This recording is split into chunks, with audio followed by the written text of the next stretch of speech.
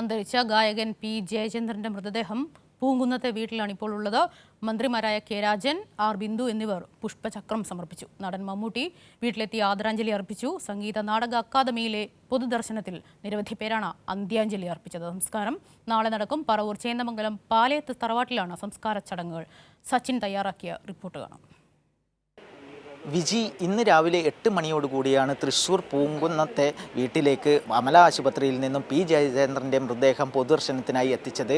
P ജയചന്ദ്രൻ്റെ വീട്ടിലേക്ക് മൃതദേഹം പൊതുദർശനത്തിന് എത്തിച്ചപ്പോൾ മന്ത്രിമാരായ ആർ ബിന്ദുവും അതുതന്നെ കെ രാജൻ അടക്കമുള്ള മന്ത്രിമാർ ഇവിടെ അന്ത്യോപചാരം അർപ്പിച്ചു. അതിനുശേഷം തൃശ്ശൂർ സംഗീത നാടക അക്കാദമിയിൽ പൊതുദർശനം ആരംഭിച്ചു. അവിടെ വെച്ച് സംസ്ഥാന സർക്കാരിനും മുഖ്യമന്ത്രിക്കും വേണ്ടി മന്ത്രി ആർ ബിന്ദു പുഷ്പചക്രം സമർപ്പിച്ചു. മന്ത്രി കെ രാജനും തൃശ്ശൂർ നാടക അക്കാദമിയിലെ പൊതുദർശനത്തിനിടെയാണ് പുഷ്പചക്രം സമർപ്പിച്ചത്.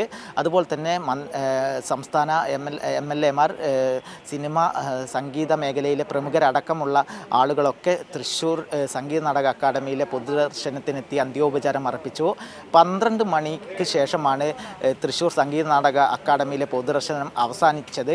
അതിനുശേഷം വീണ്ടും തൃശ്ശൂർ പൂങ്കുന്നത്തെ വീട്ടിൽ പൊതുദർശനം ആരംഭിച്ചു.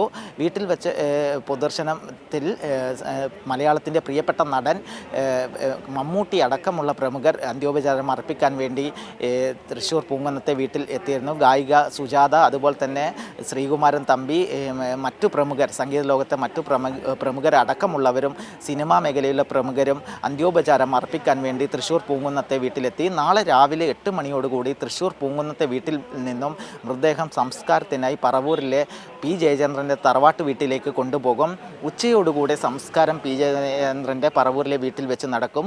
പ്രിയപ്പെട്ട ഗായകന് സംസ്ഥാന സർക്കാരിൻ്റെ ഔദ്യോഗിക ബഹുമതികളോടുള്ള സംസ്കാര ചടങ്ങുകളാണ് തൃശ്ശൂരിൽ നിന്നും എറണാകുളം ജില്ലയിലെ പറവൂരിലെ തറവാട്ട് വീട്ടിൽ വെച്ച് നടക്കുന്ന സംസ്കാര ചടങ്ങിൽ ഉണ്ടാവുക.